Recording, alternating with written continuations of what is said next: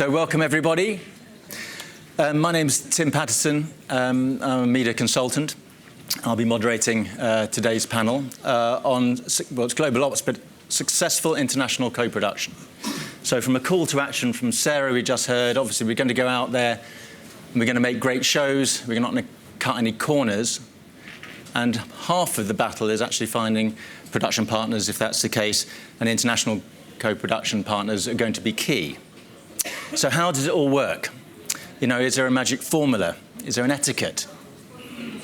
How do you actually spot those great potential partners? So to help us navigate through what are many sort of uncharted waters, we have an esteemed panel here. We have Tamsin Lyons, founder, producer of Ink and Light. We have Tony Reid, the genre lead for animation puppetry at BBC Children's. And last but not least, Genevieve Dexter, founder and CEO of Serious Lunch, and I present. How we're going to sort of work this is we'll start off with Tamsin, show probably a clip about what she gets up to at Ink and Light, and then talk about her experiences of international co-production to date, and really sort of eke out anything that for you as an audience might be able to sort of take away and I suppose practice in your own co-production journey. So without any further ado, Tamsin. Hi. So my name's Tamsin. Like Tim said, I set up a company called Ink and Light with my husband, Levi Lemetti, in 2012. But I started my animation journey here. I went to the National Film and Television School in Beaconsfield and graduated in 2006. And I started working for a company called Breakthrough Films. And when I was talking to Tim, I realized that really my first job was a co-production. It was a UK-Polish co-production called Peter and the Wolf. And that was my really great introduction into how a co-production can be creative. The producers, Hugh and Alan, they went around Europe looking for the best studio to deliver an exceptional look, and they found it in Poland. And it was a team that had the ability to realize Susie Templeton's great vision. And so through that, I saw the possibilities not just for financing, but also for creative collaboration. And Levi is from Finland, I'm from Ireland. So when we set up our company, it was kind of natural that we would set up in both countries. And our first animated series co-production was called Harry and Bip, and it was a co-production with ourselves. So that went very smoothly.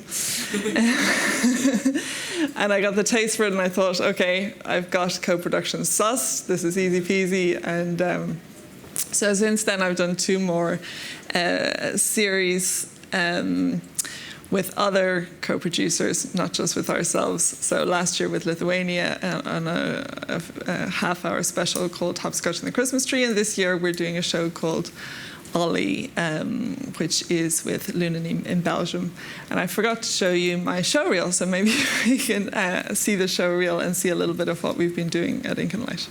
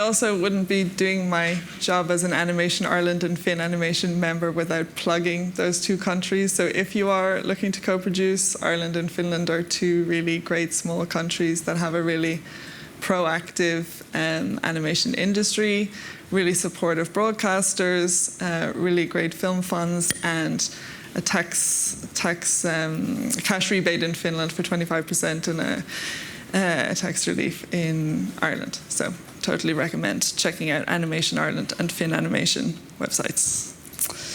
What else did I want to say? So Tim was asking to maybe suggest some of the things that are advantageous in co-production. And for me, one of the big ones was we're a small company. I'm the sole producer. Sometimes it's a bit lonely. You're the boss. You're the one carrying all the hard decisions. And with an international partner, you've got a partner in that. So that's one thing I've really enjoyed is finding someone to share the highs and lows with, to share the risk with, to make the creative decisions with. And over the last couple of years, I've found really great partners who, have made the whole process more fun. And so I would say I've met a lot of people on the way to finding those right partners. And the biggest things that I would say to look out for is to find people who are on your same wavelength, who you can be honest with, who you always want to pick up the phone to, even if it's kind of difficult news that you have to break. And someone who can pick up your slack and you can pick up theirs, so that it's a real partnership. And the other thing is, sometimes a country can seem like a really great place to work with. It's got great incentives or it's got great support. But if you don't have the right partner there, then I think it won't end up working out. You need to find the partner to help tap into all of those other elements. So that's I was starting to look to work with Germany since 2015, and it's only last year we found someone that we really were on the same wavelength with and that had the same ambitions as us. And so now it's going really well, but it's taken a while to get there. And what are the other things I was going to say? Oh yeah, the other good thing is that you can find in a partner something that maybe isn't your key strength, so you can find someone with complementary skills, and that's really nice.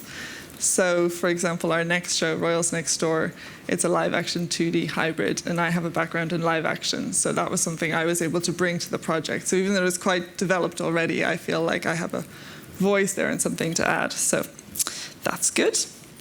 And also for a small company like us, on the show that we're working on now, Ollie, which I'm going to kind of run quickly through the story of how we got there with that. We're working with Lunanim, which is a much bigger company than us. So it's our biggest project to date, and it's been really nice to have a partner that has a legal department, has a finance department, has a distribution arm, and so we can benefit from their experience. So that's another thing that I've really enjoyed. And the final thing that I really love about co-producing is that you all know it takes so long to develop your own content. And sometimes it can be frustrating. You feel like you're developing forever and you're not getting to make things. And so with co-production, I found you can get to the fun bit a bit faster sometimes. So if you're coming in on a project that's already being developed, it's really nice to come in and get something made that bit quicker. And then hopefully we'll do the same for each other. So those are my three things. And then just really quickly to tell you about our show, which we're making at the minute, which is called Ollie. I can show you a little teaser of it.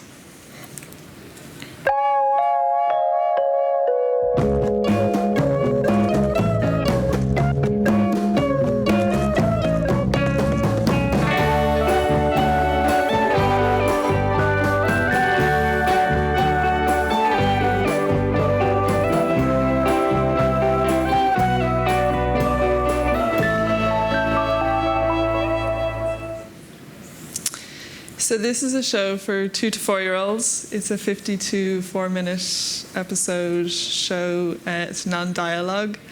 And it was pitched at Cartoon Forum in 2017. And Polly McNamara from RTE saw it and really liked it. And she went up to the originators, who are this Belgian company, Lunanim, and the director, Anton Setola. And she said, if you can find an Irish producer to work with, maybe I can back it. So that was how I scooted in on the coattails, because we were already working with Anime from Lunanim on something else. And we had a really good track record with Pauline at RTE Junior. She's always supported us a lot. So we came on board, we started talking at Animation Production Day 2018, and then we were talking again at Annecy. And finally we got the money at the beginning of this year from RTE and Screen Ireland and Section 481, so that's the Irish side. And we also brought a Norwegian co-producer called Storyline on, so it's Irish, Belgian, Norwegian co-production. But there were a few hiccups, so they had planned to make 1 or 2 episodes this year, and RTE needed 26 episodes this year. So we had this grand plan that we were going to split the production 50-50, that we do 26 episodes and they do 26 episodes. And they would start and they'd do 26 episodes and they'd make all the mistakes and learn all how it was going to be, and then they'd pass on all that information to us and we'd make our 26 episodes and it would all be lovely and calm and nice. And in fact, what we've done now is we had to start at the same time. So we've done 13 episodes each to meet the 26 for this year, and we'll do another 26 for next year. But in actual fact, it's been really great. We haven't, once we took, it was a kind of scary moment of can we do this, and trying to convince the director, can we do this? But once we jumped in, it's been really nice and a whole positive experience. And lovely. So sometimes it's worth to take the leap. And I think that's pretty much what I was going to tell you about. Sorry, I'm terrible for remembering things. Well, Tamsin's looking around. What I plan to do after we've heard from all the speakers, we can then go to the floor to ask questions. So if you do have any questions, we'll do that at the end. Yeah, so just to say, it's airing on December 1st, the first 26 episodes. And beta launched it at MIP this year, so hopefully you'll all get a chance to see it soon. Thank you. Thank you, Tamsin. I'm going to give a round of applause. Over to Tony. Yes, so hi everyone. So yes, as Sarah said, I look after the in-house animation and development team. So I look after the development of programs with the animated or mixed media or have puppets in, but also exec produce series as well. And the show that I'm talking about today is a three-way co-production between ourselves, so BBC, Boat Rocker, a Canadian company, and Ouyang, a Chinese company. And it's certainly the first Chinese three-way co-production that we've had at the BBC. And it's, I've done, our co-production partners in the past have been and continue to be BBC Studios and Sesame Workshop, but we've never had a three-way split. So it's a slightly different dynamic, particularly with a company whose culturally slightly different, but also a different time zone. So it's been really interesting. It's had a bunch of different challenges this time around. But I'll show you a little clip of it first so that you can see what we're talking about. The show's called Love Monster, and it's based on the book series by Rachel Bright of the same name. Really, really charming 2D show. And this is an exclusive piece of content for today. No one else has seen it, we've only just had the first few episodes delivered a couple of weeks ago, so this is an exclusive for you today. You fill to there, just up to the line. Not above it, not below it. I just know you'll do such a good job. I really trust you. Oh. But please, don't let anyone else touch the froyo machine. I promise I won't. Thanks, Love Monster. Bye. Is it hot or what? Froyo would be a cracking idea right now. Love Monster can't wait to serve his first customer, Bad Idea Puppy.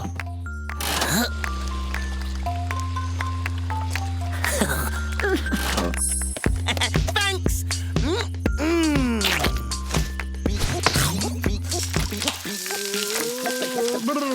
Brain freeze! That was delish! What other flavours do you have? Can I come in and look? Can I? Oh! I've never been here before! It's amazing! What's this? I don't know that word.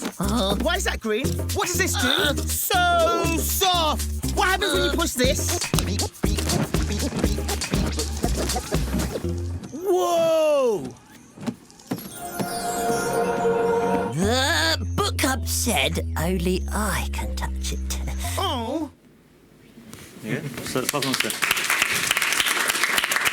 So, trying to think about how we sort of landed on this kind of three-way split, and I think it's largely tied in with the structural changes at the BBC and the change in the way in which the BBC in-house production lost its kind of guaranteed income about a couple of years ago now, which means that we're playing on a level playing field with the indies, and as Sarah was saying, there's kind of three ways in to Cheryl, the controller now for animation, which is we can go through in-house production, through acquisitions, or through the indies. So we're competing in that landscape, and so we need to offer best value to Cheryl and be as competitive as we can in that landscape. So a three-way split helps us to do that, helps us to give her better value for money for the license fee. So when we're thinking about that kind of partnership, we already had a good relationship with Boat Rocker, who'd been previously the team from Fremantle Kids, so I had a good relationship with them. They were really keen to work with China as well, and so it just felt like a really good fit at the time. We explored those conversations with Love Monster. The aesthetic of the piece and the storytelling of this piece worked really nicely for the Chinese teams at Ouyang as well. So the whole thing started to come together. So with a kind of comedy rule of three co-production partners, we had to keep it really simple by having three animation companies as well. So we have Carrot and A Productions in the UK doing animation in the UK, and a small amount of, we thought a small amount of animation would be coming from China as well. And we thought the kind of a chunk of the production might be coming from China. However, that's not what they wanted. What China wanted for their investment was to build. They've got plenty of production resource and plenty of skill in production, and what they really wanted was pre-production to enhance their kind of pre-production skills and build that part of their industry. And so the bit of the production that they're doing is script writing and storyboarding and background art. So that's a slightly different model, I believe, to other co-productions with China. And the bit that was also kind of interesting, we talked about this the other day, that there's always a lot of anecdotal comments around working with China, that it was you got the engagement for the projects, but then it was very difficult to get money out of the country. And the anecdotal things like having to sort of go over there and fill up your case of the money and bring it back to the UK. Thankfully, none of that happened with this project, but we were, I believe, in the middle of quite big changes at governmental level in China about how they were going to do co-production with the West, and we were sort of one of the guinea pigs to that process, and how it was changing while we were negotiating and trying to kind of get the right co-production model for this project. So it took quite a long time, but actually there's not been any issue with that at all. We've benefited from the budgets coming in from all our partners, and it's been pretty smooth.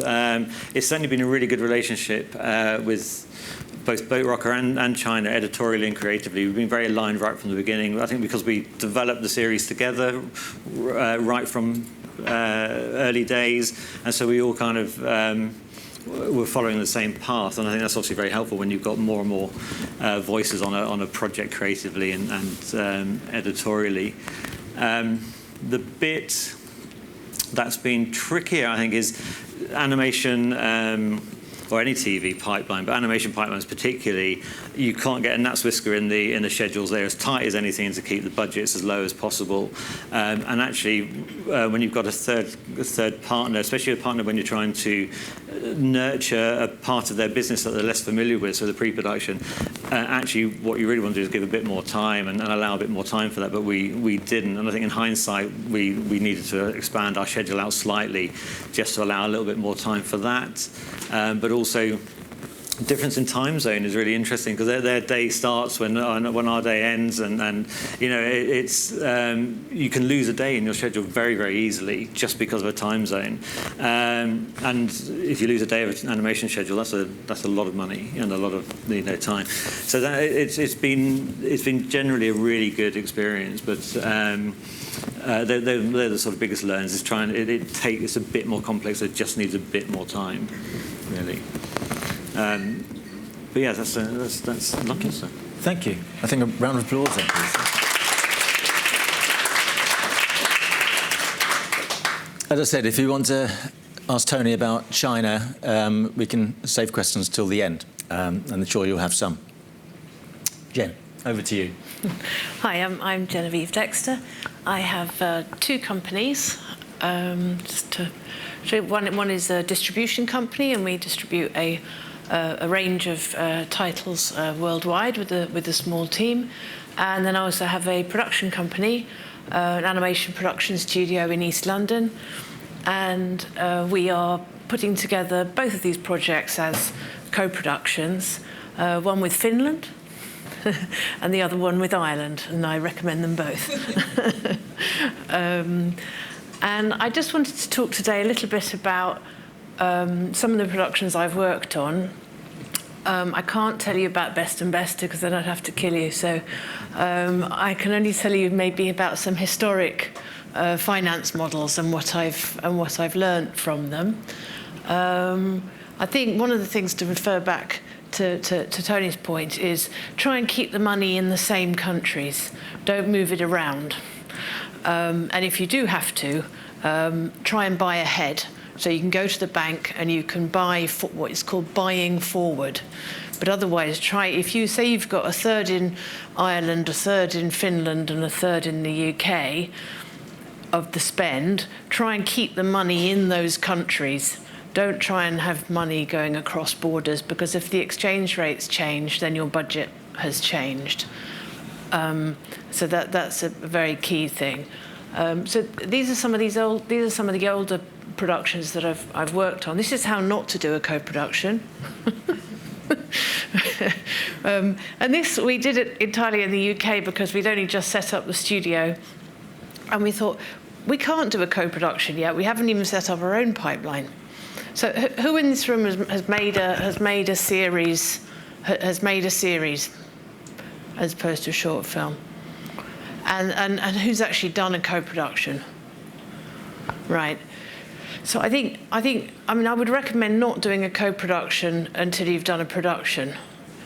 And so if it's your first series, I would try and do it either with people you know very well or you're married to, as in your case, or try and find a way to do it in the UK, because or if they're people you've known for years.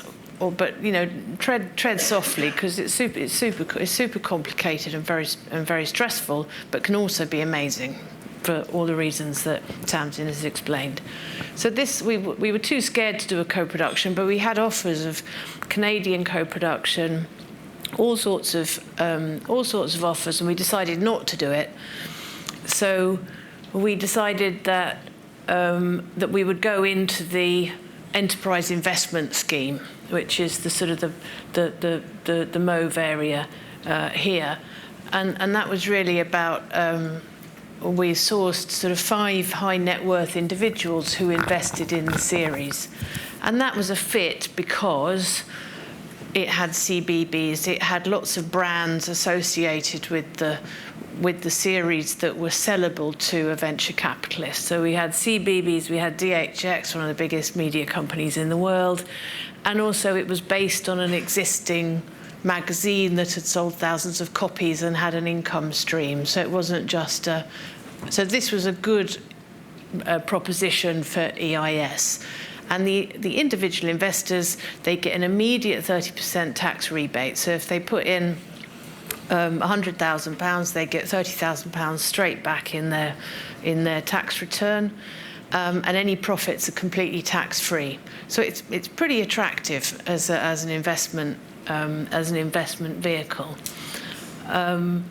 and that enabled us to set up our pipeline.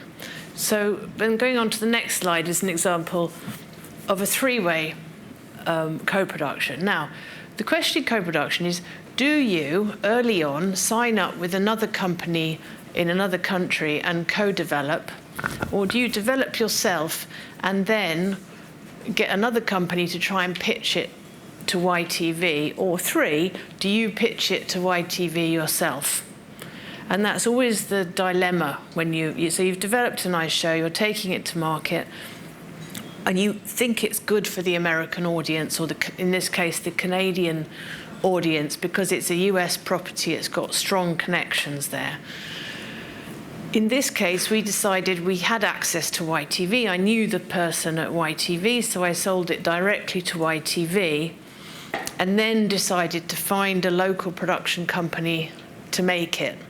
And that's quite cool because you're in the power seat. You know, you're the one who's brought the broadcaster, the overseas broadcaster on board, and so then you can go out and choose your local studio.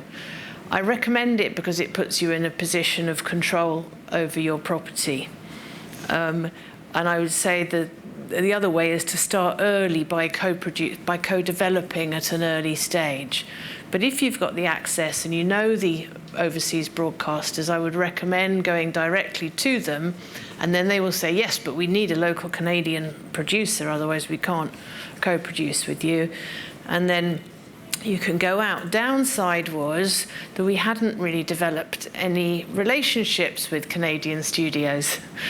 And we were in a hurry to get that studio on board. So we got on board with the studio we didn't know very well, and it took a long time for that relationship to work. And the animation wasn't as good as we'd hoped it would be. And perhaps that's because they didn't feel ownership of it.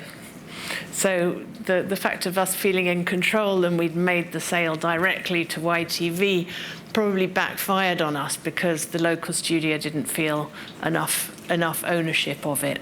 So it has to be a balance of direct access to the broadcasters, but also making sure that you know the people that you're developing with. Another example, I promise you, is not death by PowerPoint. UK, Germany. Quite a nice little model because this is a tiny little production of, I think 13 5-minutes or 26 5-minutes. Like, who makes that stuff anymore? Well, we like making it. So Germany still makes this kind of stuff. So if you have quite a short form, esoteric series painted in aquarels, then Germany is the place for you. They still love making that kind of show. And so we partnered with a German producer early on.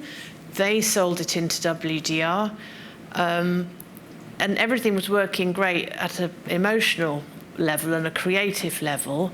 But then we discovered that their production software was completely different from ours. And we'd never actually discussed it. It's like, it's not enough to say, do you work in Flash? Yeah, I work in Flash. Okay, that's great. Then that's all fine. Because what about your pipeline and your production software? Is it actually compatible? So when we started, they would go, well, you use our production software. I said, no, well, you use our production. And we'd never had that conversation. And so that's what I learned from that. The other thing I learned, big learning from this production, was you can see this line, budget savings. I said, well, we've still got quite a big gap. I don't know where to go. And by this time, we've been developing it and trying to finance it for so long. I said, let's do the budget again. Technology's moved along quite a lot, and we found a 20% budget saving in the fact that the technology had moved along so far. So if you've been on a 2-3 year journey, check back on your tech. The next slide, please. So this is my current production with Pictor Productions in Ireland and Digital Graphics in Belgium. Big heads up, the money in Belgium is incredible. If you want to find a place to go and find a co-production, go to Belgium. They've got like 40% tax break. They've got Wallimage subsidies. They've got there's a lot being done in Belgium at the moment. So always think about Belgium if you're looking for a contributor that is not necessarily hooked to a broadcaster. If you do a co-production with France, you've got to have a French broadcaster. If you do a co-production with Canada, you've got to have a Canadian broadcaster. But with Belgium, you don't. It helps, but it's not 100% necessary. So you can see the huge amount of money that's coming from tax break Belgium there in the lime green there. And then we're putting this sort of slowly together. But we have a gap. You can see the red section just coming out here. And so at the moment, you know, we're in the trenches with this production, and we're trying to get all of these things squared off. So Screen Island is in the bag, BAI, we've done the application, the distribution MG is in, and we have some pre-sales to some minor broadcasters, but we don't have the big broadcaster on board yet. And the question is, can we find the gap without that major broadcaster? And I think that even if we can, I will still delay production, because when we go to market, it doesn't have that big brand on it, like ZDF or YTV or BBC. And the buyers are very sensitive to the fact that there isn't a major broadcaster on. So even if you've managed to cobble it all together with all the different, all the different government funding, if you don't have a really strong lead broadcaster, I would wait and then take it back round to all the broadcasters and say, look, we're really ready to go. We've just got this little red bit here. And if you come in now, then we're going to start production. And that's a really powerful argument to make. It's not the same as going to a broadcaster and saying, do you want to be the first on board? It's basically, we're funded, we need 15%, are you in? So that's where we are now. We're sort of in the trenches with this one, trying to get it away. And I think those are my main takeaways from the co-productions that I've been involved with, all the problems and difficulties, and the joy and the smiles and the success at the end. So I hope that's a useful share. Thanks, Jim.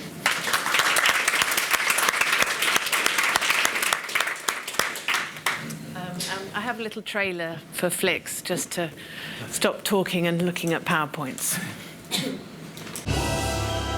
Could this be it?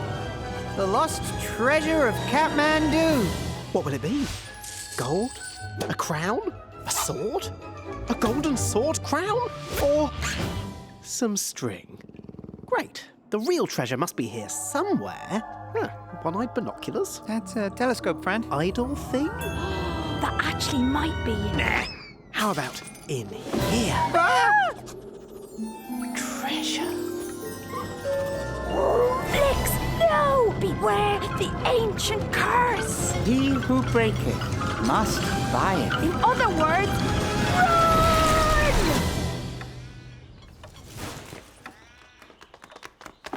That's the third time this week.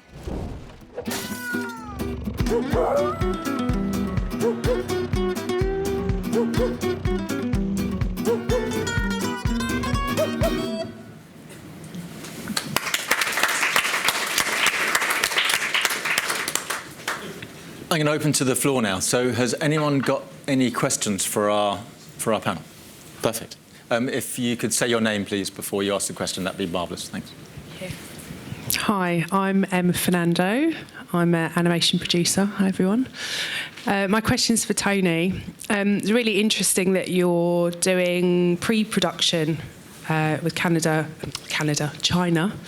And I just wondered what challenges you faced specifically in relation to script writing, and was it challenging, and also in terms of translation, how that worked? Yeah, it's been challenging. Probably the script writing has been the most challenging bit with that pre-production, and that's partly because our production schedule collided with the production schedule for a show called Peking Duckling, which so the writers we were hoping to get off Peking Duckling to come across to us didn't in the end, because they stayed on the further season of Peking Duckling. So we ended up having some sort of newer Chinese writers, and so as I was saying earlier, the challenge is there's just not enough time in our schedule to nurture those writers. I mean, at the BBC, we like to nurture new writers all the time anyway, and we recognise the fact that it takes a bit of time and you need a little bit of time in there. We hadn't quite planned that we would be nurturing writers. I think we'd kind of gone in assuming that there would be a pool of fantastic preschool writers already there, and that wasn't quite the case, because they were either they've got a small pool anyway, or they're on Peking Duckling. So we've ended up weirdly using China. Our colleagues in China have ended up using American writers and English writers and bringing them into their fold, which sort of defeats the purpose of nurturing their talent. So it hasn't quite worked out on that front, but it has meant that we've got our scripts done, which is obviously really important. But it's also meant that we've circumnavigated that translation issue that you can get, because actually we've only had a couple of writers who've been of Chinese origin. So, but on those scripts, there have been some issues with dialogue in the translation. So what we've taken a stance on that, where we've really, if we've been happy with the structure and the story structure, we've done sort of heavy polish on it from a dialogue point of view. As long as the story's working and the structure's there, we haven't worried too much about the dialogue, because we know that's where the translation becomes a bit of an issue. But the learn is just you just need a bit more time, and then I think we can nurture that talent a bit better. So second season, hopefully we'll do that a bit better. Thank you. Okay. Any more? While everyone is thinking about a question, I want to know about the legals. How much time and effort and money is spent on all the legal stuff up front, the prenups, as it were, in terms of making sure it works? I'm assuming that there is. Yeah, I think I mean it's been an interesting change with the UK tax credit now. If you go onto the BFI website, you'll see that there's a list of approved co-productions that you can do within official co-productions that you can do and still claim your UK tax credit, which is a technicality but an important one. If you're claiming UK tax credit and you're doing a co-production with Ireland and Finland, it's not a co-production. Okay. You can't call it a co-production. It's not an official co-production, and so that changes the wording considerably. So if you're working under an official UK Canadian co-pro structure, like we were discussing with Edgar and Ellen, then you have to follow the rules of that co-production treaty, i.e. if you spend 30% in Canada, then they get 30% of the equity. But if you're working outside that, with say UK, Italy, Finland, for example, it's better because you can negotiate whatever you feel is right for that project. Yeah. But the legals are they are difficult, and I think the question, the really difficult bit is always everybody wants to be signatory to all of the contracts, which means that you could then end up in a tripartite contractual agreement, which then everybody has to sign. And that's when it really starts to go around the houses. Or do you do back-to-back? So you have contract between UK and Finland, and then a contract between UK and Italy. And I kind of prefer it that way round, to trying to get everybody to sign the same contract. Right. Keeps it cleaner, I suppose. Make sure you've got a big line for legal. Yeah. No, absolutely. And what about setting up a separate company whenever you do this? Do you have to set up? So do you have to set up an Ebb and Flow Inc. to actually do? How does that work? There was an Okido Inc. Right. Because we did the Enterprise Investment Scheme raise, and so it has to sit within what's called an SPV, a special purpose vehicle. Okay, so if anyone here was going to do an EIS, they would have to do an SPV. Okay. Yeah, well, you don't want the money going into your company, because then people and it's more risk, I suppose. Well, they have a percentage of your company, right? So you don't want to sell a percentage of your company. You want to sell a percentage of the production. Yeah, which is it's a very, very good point. Does that sort of happen? Oh, hey, Claire. But it's not on legals. No, that's fine. No, I'm that's fine. skittering away from Delighted to hear legals from and you. contracts. Kate O'Connor, Animation UK. I just wanted to, Tamsin, you talked about, Ireland and Finland being, fab co-production bases, and I wanted to hear a bit more about, in the courtship dance, how attractive the UK is in terms of our offers, and how you find that, but also Genevieve and Tony also could talk about that in terms of our tax breaks and maybe even the Young Audience Content Fund and other investments, or not. But I'd like to hear how we are faring on that international stage from your point of view. There's a lot of Irish companies who have also, I'm sure you've noticed, come into Northern Ireland or the UK, and so obviously it's working quite well for them. I used to work here for 6 years or something, so the UK is a natural home for me, and I know about the talent and so on. Until now, it's been kind of tricky to co-produce with the UK because our funding is much more based on public funds, and I think it was kind of harder to access them here for co-production. Maybe now it's changing a little bit. I think a lot of the Irish production companies feel that they have enough access to UK broadcasters to make a UK co-producer irrelevant. I think sometimes people like to co-produce with the UK because of access to talent, but also to business affairs. The UK holds a lot of distributors and companies such as ours, which are not just animation studios. We're basically experts in raising finance, and so in the case of Flix, Pictor are very capable of doing their BAI and IFB applications, but they look to us to find the rest of the money. For sure. And the UK is a centre of talent and expertise in animation, so that's, and distribution, and a kind of a link to the global world. Maybe sometimes we can be a bit myopic in Europe, so I would like to work with the UK again, if I can make it work somehow. Certainly on the BBC, we want to work with the UK and support the UK animation industry. I think on Love Monster in particular, it's been interesting that we've got Canadian and Chinese investors, yet we've managed to retain most of the animation, 96% of the animation in the UK, which is great.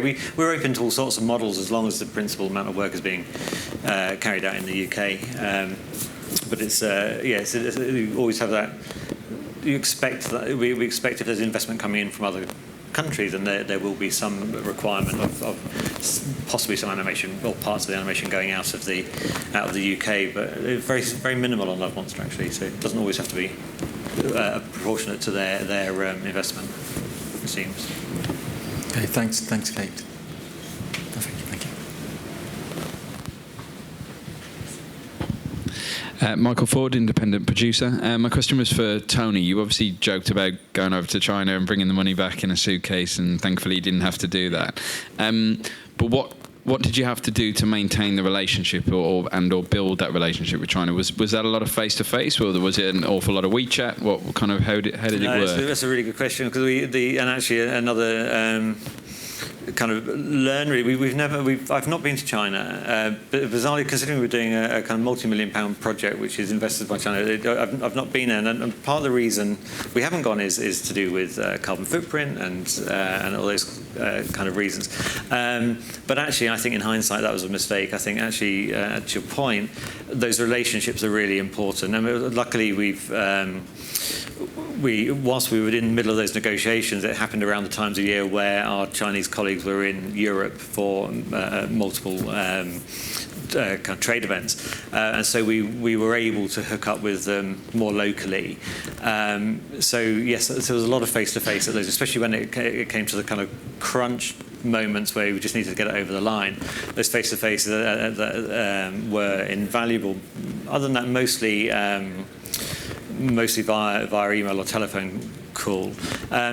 but it reminds you. Do you think it was helpful that you was a BBC in that way? Like if we were in India, there was certainly a trust, but I think those relationships are really important, and I think even with the BBC on that, I think it would have paid dividends for us all to have gone to China and actually got a much better sense of kind of what their requirements and needs were, because it's actually quite difficult on a phone call with language barriers to fully understand the picture, and you get a much better sense when you're there face to face. We did a co-production a few years ago with Sesame Workshop, where we were using some of Sesame Street's brand. So we had Cookie Monster and Elmo and Big Bird, those kind of characters within our UK show.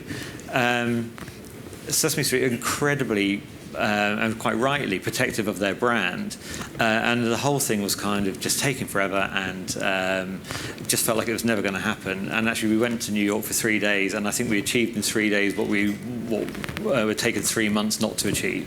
And it is that those face-to-face experiences are much better, much quicker, and it's really invaluable. So I think that's, if we were doing Love Monster again, I think we would definitely kind of go a bit more face-to-face with our colleagues over there. I would say, I meant to say that earlier on, that when we started out with Ollie, we found it really hard to get pitches. We were pitching 26 scripts to the director, and we were getting nothing through.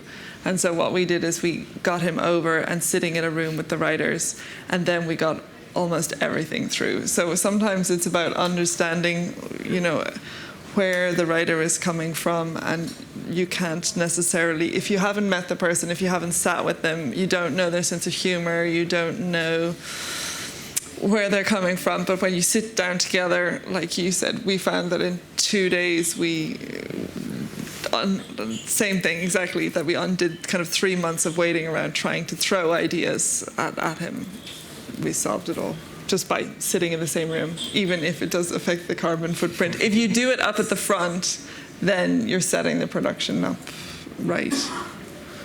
Thank you. Good question. You still want? Yes? Thank you. Hi, Joe Spademan from Doodle Do Motion. Just a question on co-production of the times when you mentioned like you've done an episode split. Have you experienced any inconsistencies in terms of what's been produced on both sides? And if you have, like, how's that been handled? Not really. That was why we wanted to do them first in Belgium and then come over. But no, I think we got really good briefs, and we got very detailed feedback. And then we did share some kind of poses, and we shared kind of rules and pose libraries and things like that. So no, I think you wouldn't really know which episode is which now, which is great. Thank you. Any more questions for anyone? I've got another one about China. And sometimes you hear that the signature is the beginning of the negotiation as opposed to the end of the negotiation.